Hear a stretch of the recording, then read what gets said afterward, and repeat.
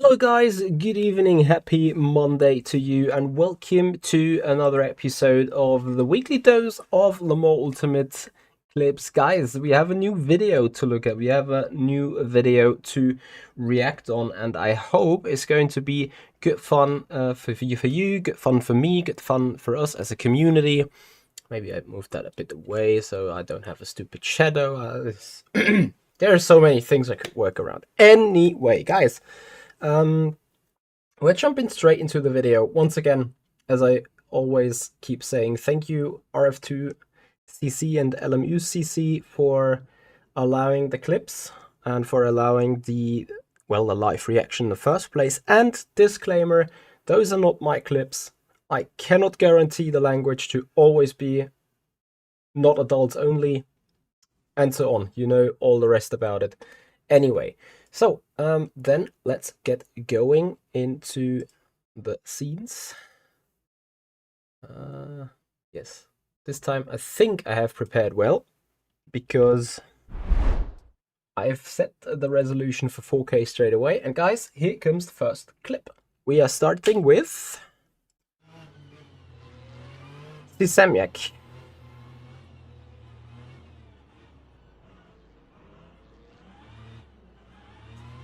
Oh, erratic driving, yeah.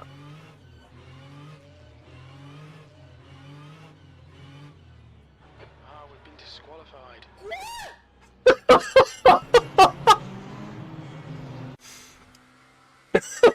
I'm so sorry. I'm so... that scream though, but like, you gotta say, like, you see the erratic driving keeps flashing at him. Hey Paolo, how are you doing?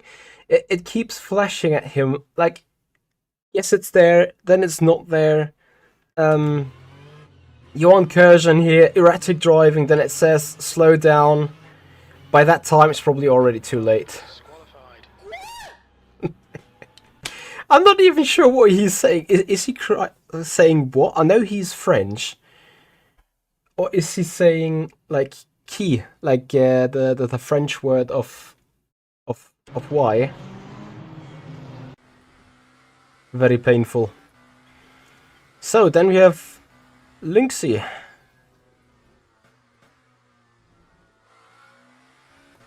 Oh, what a rejoin.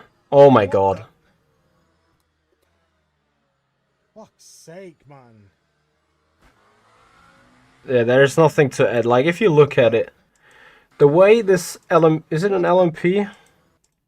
I assume it is. The first thing that is very wrong is the angle that he's coming back at.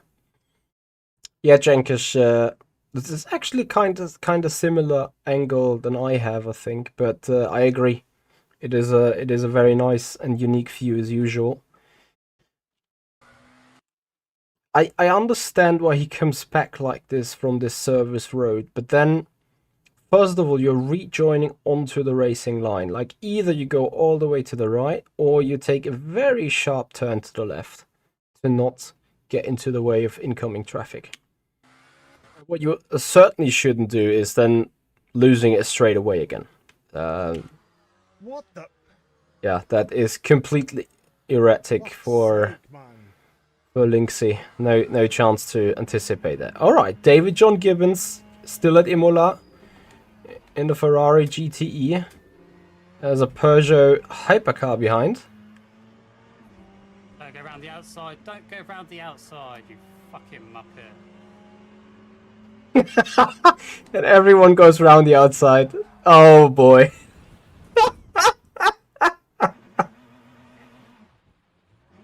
How can you stay so calm?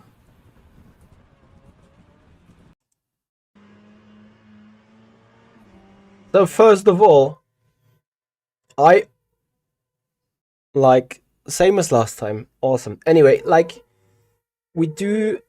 I'm sorry for that noise you may be hearing here. Someone is drilling some holes into some walls. I would have probably gone around the outside here as well in the position of that Peugeot. Like, I've done it before. It is extremely risky, and certainly it means that you are hindering and sort of cutting off the line of the GTs. That is full of risk, and I actually get why David John Gibbons is like, no, don't do it, don't do it. I probably would be the very same. Around the outside. Don't go round the outside, you fucking muppet. So, and then it goes on though, as that hypercar is doing the first touchy-touchy. I'm not sure who's doing touchy-touchy here first. Don't go round You the see outside. again. Don't go round the outside, you fucking So muppet. David leaves the space. David holds the line, and here the Lambo turns in already. The first time they touch. And then... This is so unlucky. It is just these cars getting together like this. Pretty much, like when you're looking into the moment of contact. You see what I mean? It is that hypercar turning in a bit more, and I don't know, it is a physics thing. Like, it's always the car on the inside that sort of dies here. I don't know why it's doing that, but happens literally all the time. So yeah, let's go on, because I think that clip wasn't finished.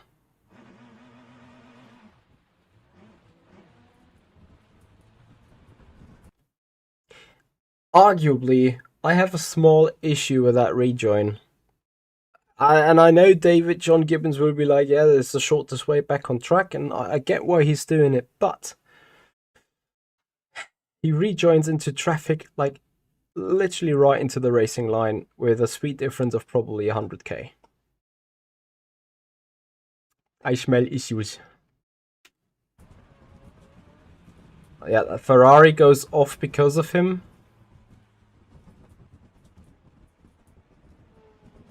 And then spins. What the hell is happening? I should have just started first. Should have started first. So, I don't know what... Is he typing something? So that Ferrari comes back, does the same mistake as the LMP, loses it. I should have just started first. Should have started first. Or is his car broken? I don't think so, is it? Was it broken? No. Sorry for going a bit back at it again. No, there's still RPM. I should have just started first. Should have started first. Not sure why he kinda completely backs out. Anyway, Vince Koza. Bah, j'ai bloqué là, chef. Hein. What's that? Wow. So, is that a reactive move on the braking? I need to find the actual scene where this video starts.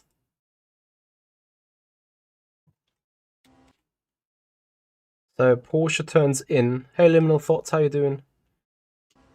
Turns in, but doesn't turn enough. Where is the brake coming?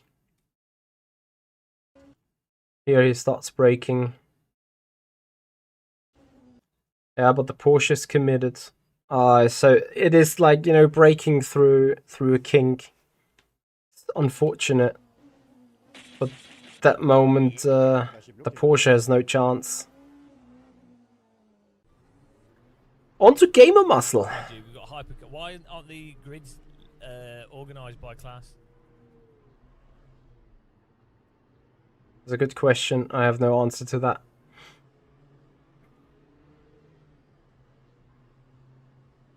Green flag, green flag. Oh yeah, that's chaos. No longer you go for a cap. James! What the hell are you doing? How did he survive that?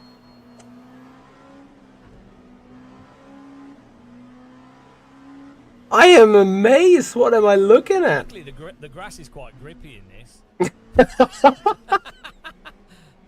the grass is actually all right. I agree, but like, okay, so let's rewind this. This gap actually disappears once he commits to it. Look at the traffic. He's been also, like, that guy completely squeezes him off for whatever reason. I don't even get why. Maybe he's just reacting to this car going to the inside. But, like, at this point, there is a 80% chance that James is just gonna die here. Like, no joke. Look at the simple trajectory of the car. He's still a little bit on the throttle. Cold tires anyway. How does the gap open there? He even gets another bonk from that Ferrari, then there comes the service road. At this stage, they are about to get 4 wide. And then it's actually the GTEs easing out of this and allowing the rejoin that actually saves him. Then he keeps sending it still into that gap. That's amazing. I know James for quite a while, and but this is, even for him, an absolute Luckily, the grass is bold quite move. gritty in this. The grass is actually all right. Anthony Fernandez. We keep being at Imola. Watching a battle. Ooh. Oh oui, merci les gars. So, something to analyze here. We have that LMP coming closer. Actually, it's not even coming closer. He's not even in a position to really do a move. And then, does he get squeezed? I don't necessarily think so. But once he starts braking here on the left-hand side, he locks up the rear axis, which is interestingly easy to do in that LMP2 car. It is the moment the moment you hit the brakes too hard, it's either the front or the rear just suddenly locking up. And then he turns to the inside, probably not turns, but I think it's the rear right locking up first. And therefore that is creating massive friction. Then he kills the other car with a pendulum.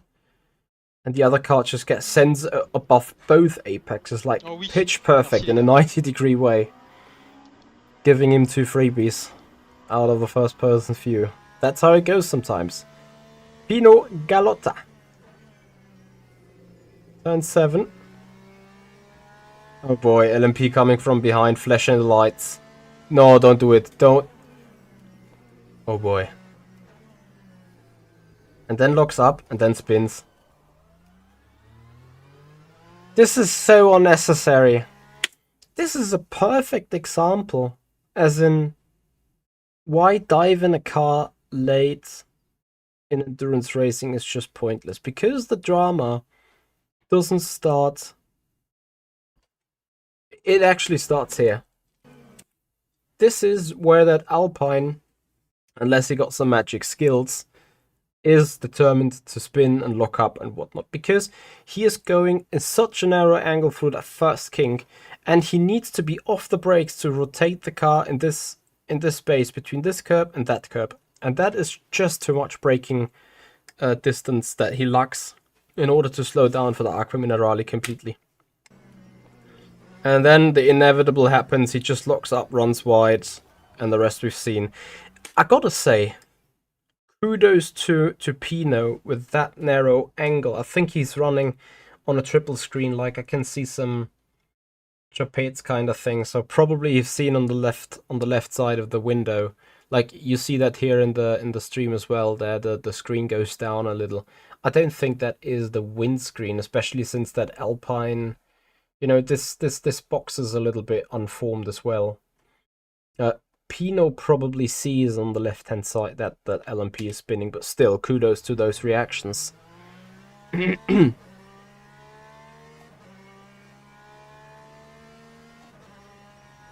Let's see what happens next. Blue LMP, that is a blue hypercar. Eh But oui, anyway. regarde, t'as une LMDH, mais faut regarder ce qui se passe devant aussi, frérot. Oh boy, 3 wide. Et il faut lâcher aussi, monsieur. Does he cut back on him? Yes, he does. But what actually happens here? Bon, voilà, Apart from a move of that. I mean, it was a good move, though. The Corvette ran wide. David John Gibbons Second take, getting a run on that Porsche. Down towards Rivazza 1. Hello. On track position. And a hypercar come. No! Oh my god.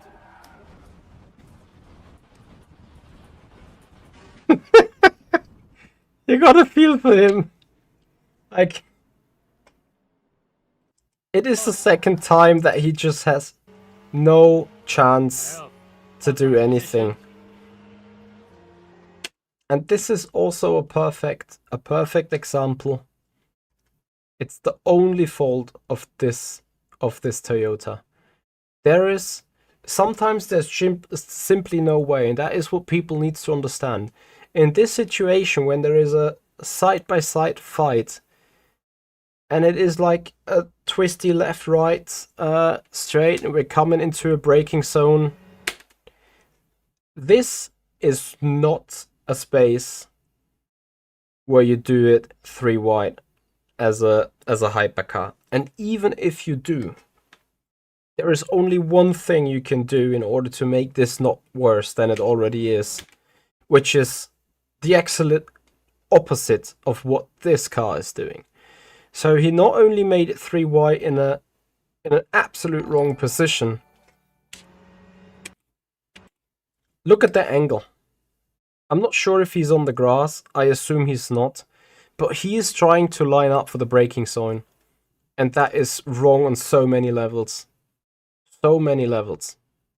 Because you can't just go there when there's 2 cars on your outside lane. Elnie, thank you so much for the follow. It has to be 100% priority for the overtaking faster class car to attempt a safe overtake. And I agree with you, Paolo. He has a huge space on the left. And then the inevitable happens. Contact is made. Car spins. Like, you see straight away where that Toyota is sitting. It's certainly not on the very left-hand side. It's 100%, 1000% on the Toyota. It's just an absolute... It's also a disrespectful move, I think. I don't even know who it is. I don't care. It is just disrespectful when 2 guys are battling with each other like this, and you just like sending it and pretend you are the only one on track. This is no good. Oh You gotta, god. yeah. Oh my god, I absolutely agree. And then he gets pinched by that Porsche. Both are out of the race for sure. And if David is furious, I would 100% understand it.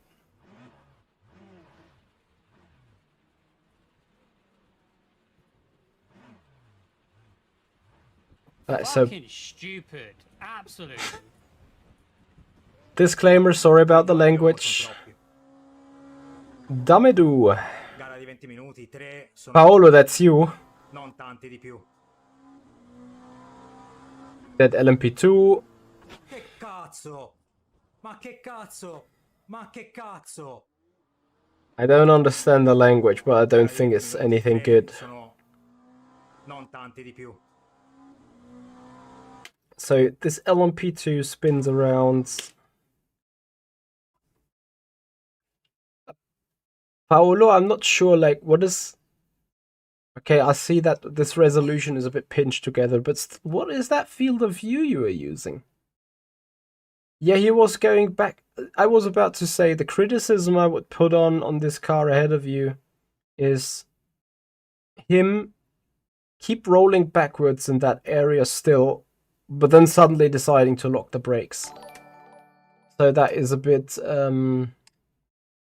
that is obviously hard to predict, because you would either expect him being locking on the brakes from here on anyway, being like, oh no, I don't want to come back to the racing line, and just stop the car.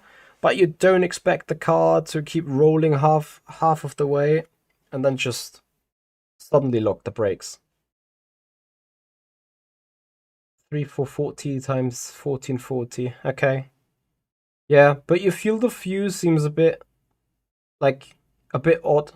How far are you sitting away from the screen? Have you calculated your real field of view? I think field of view police is on.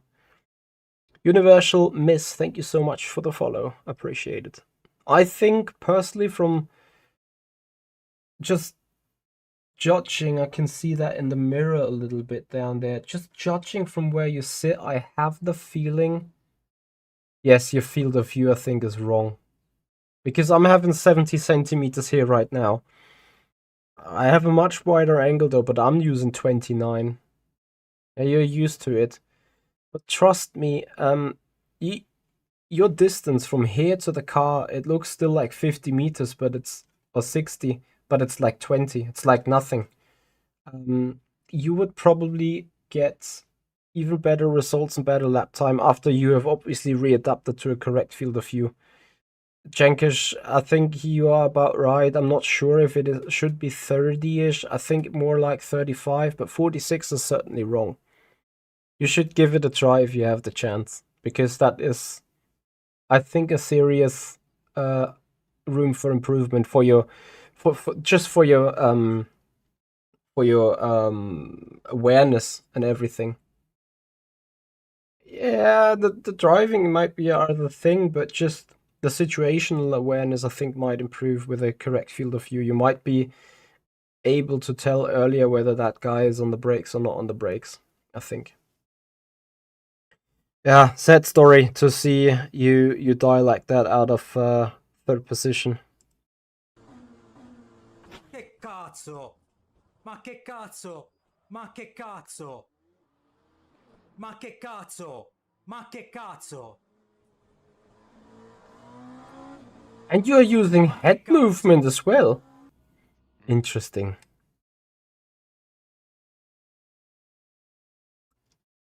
Puma 91. Ah, he's running miles, that's why 37. He slept on the start, did he? Ah no, LMP's other cars. Fucking prototype, Jesus Christ. I love English accents. Chaos, LMP2 spinning. Man, that prototype just fucking bounced right across me. I'm on the fucking brakes and everything. I can agree.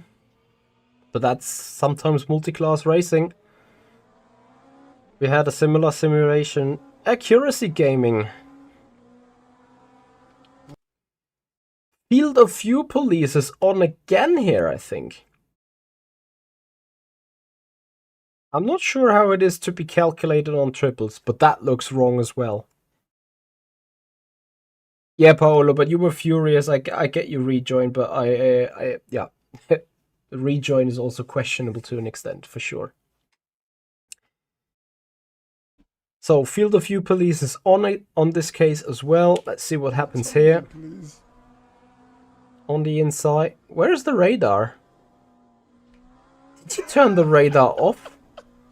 Interesting. But what's even more interesting, what's that LMP doing? So he's defending. Turn in, please. Oh my god. I don't know what the guy on the outside was doing, but that was full send into the rear end of the other car. Right through in my race. Mr. Gitz!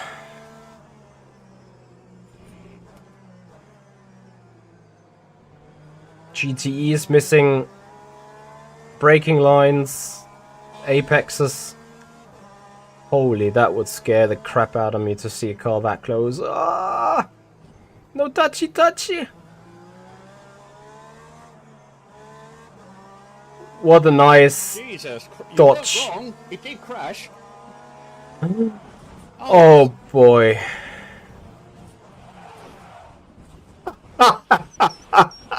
What a fucking cocking idiot, man. Seriously. I excuse the language, please, but oh, guys, there is so much to look at. So, things are starting with this LMP being stationary after the chicane. So, and then, I'm not sure if it's a questionable rejoin. I assume it is. Because how on earth otherwise would this car run into him unless he hasn't seen? Sadly, I think we can't see from the screen. The only thing we can judge here, it is LMP, then a GT, then an LMP.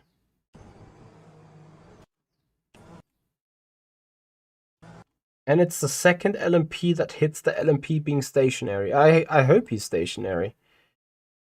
So, then the other GTE crashes into the guy, actually puts him into the right direction again. And here I think Steven is committing for the left, then seeing that this car is coming for the left, so he commits to the right. In a split-second decision, perfectly dodging that car spinning ahead.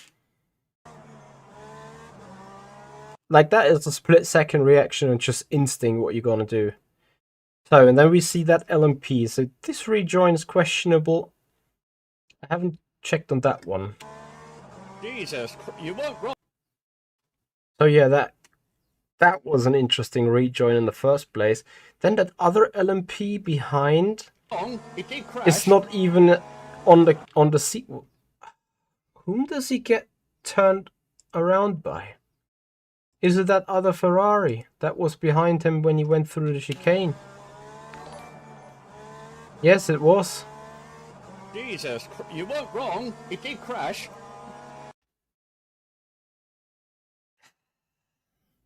Twitch, thank you so much for the follow. I think that's on Steven though here. You can argue whether that Ferrari has a significant amount of car parts alongside, but you see Steven has space to the left, and at this point there is already an overlap. Oh, yes. Then the touchy comes, they wreck into each other again, taking out another car. What a fucking cocking idiot, man. Seriously. I think that's on Steven, I'm afraid. What was number 14 doing there? Have you seen that? Sorry.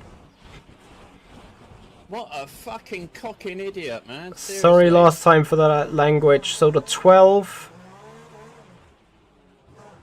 Where does he want to go? He wants to kill him. Look at this. There comes the torpedo. There comes the torpedo right towards him and misses him.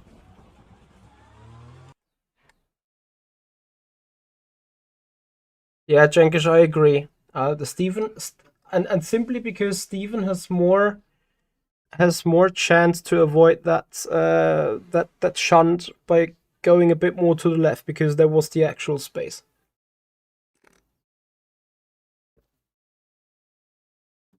All right, 1.5 minutes to go.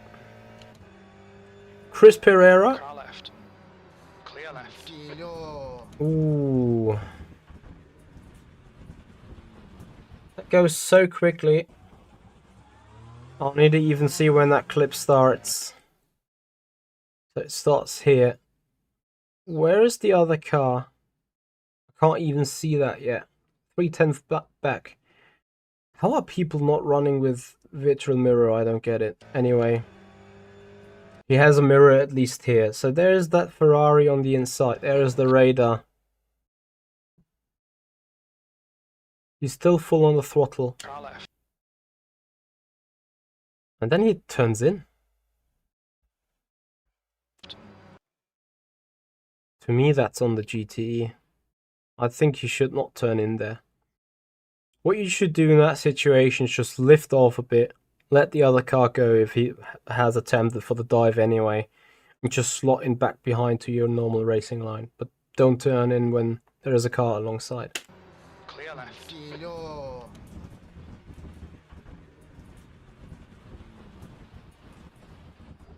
That's barely a scratch, just ignore it. Car right, clear. Kills his race as well, right? Pretty bad shape. Car right.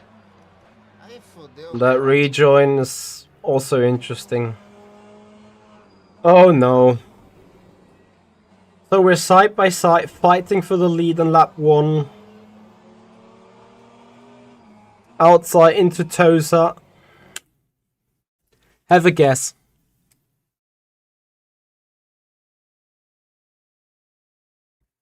Have a guess. You can't plot it anyway. I go a bit further. Have a guess. Here we are starting to accelerate again. 74% out of the hairpin.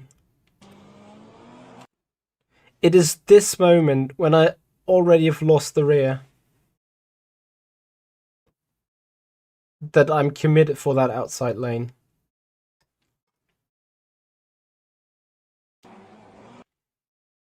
And I have to say, I just see that now. I haven't even rolled back that far in the actual replay. If I go if I go to slower speed, I just see that right now. I think that LMP is even moving.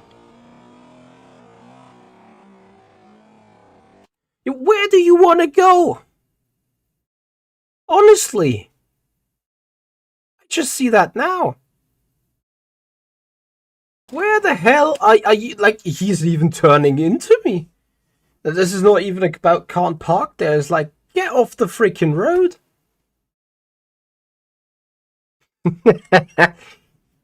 Oh yes, we're looking at my own clips. Yeah, he got his wheels. Like, he was about to rejoin into the GTE traffic no matter what. And that is the only reason why I get hit in the back. If not for that, I don't die. Before you guys get cancer on the ears, we're gonna rewatch the full clip. Nah, he didn't see a parking spot. He saw a J-turn spot. Like, why? This is a very shit rejoin by me as well. My condolences. I'm dead. Yeah. Alright, refits. My bad. What?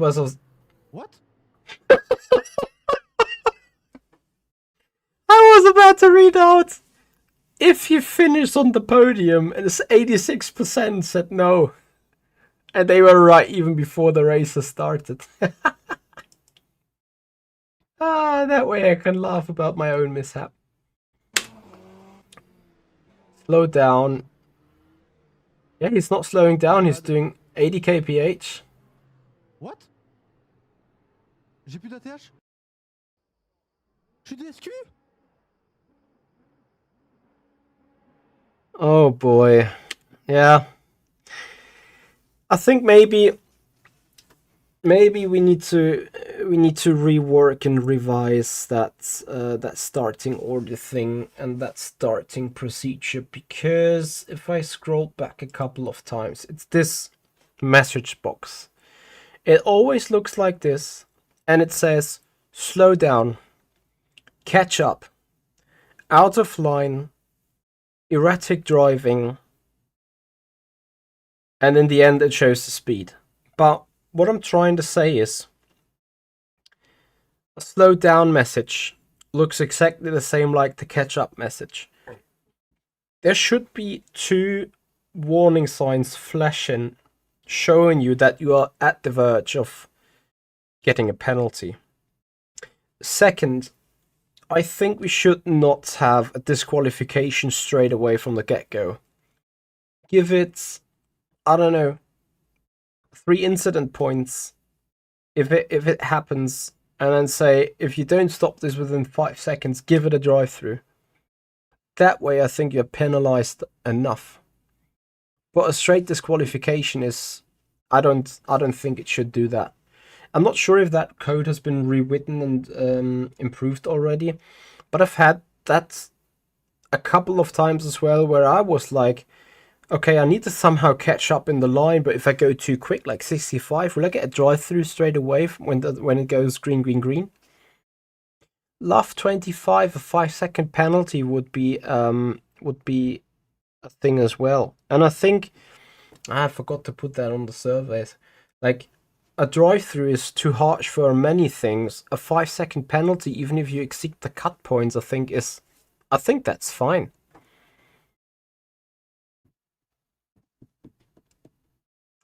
James, 90 plus is pen territory. But did he even do 90?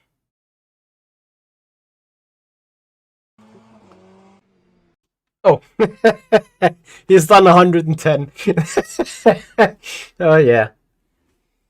Yeah, but that is the problem, James. The only penalties that are available is a drive-through or disqualification for the moment. And I think this is where Studio 397 needs to get in and say the system should be able to alter the result file in the end by +5 or give you a penalty, a +5 seconds, and then do the service.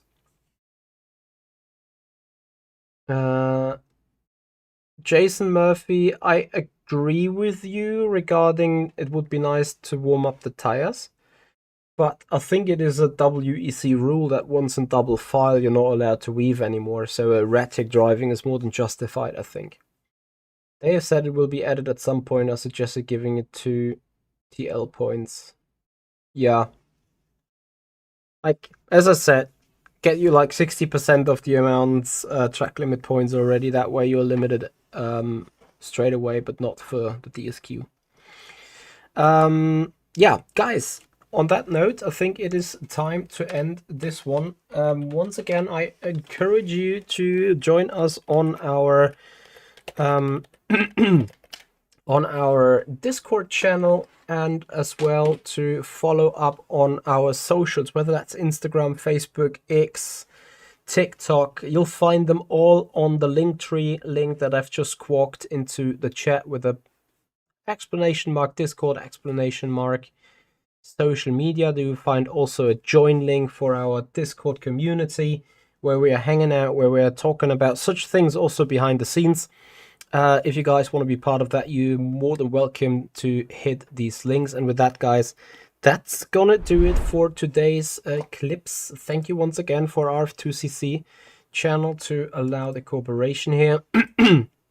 Once again, we are doing streams on Wednesday, likely to be on R Factor 2. Virtual Endurance Championship is coming up, so we need to do a little bit of practice in a BMW M4 around Spa. On Thursday, then, we are going to something that we haven't done in a while, which is ACC, as we are trying to qualify for the Mercedes AMG Virtual Championship. Whether we can do that or not is on a different stage, but we're going to give it a try.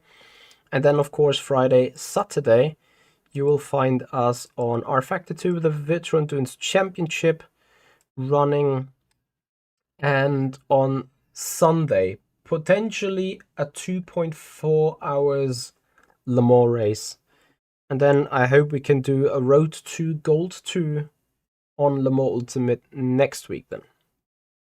Maybe I'm gonna do a couple of fixed races on Wednesday too.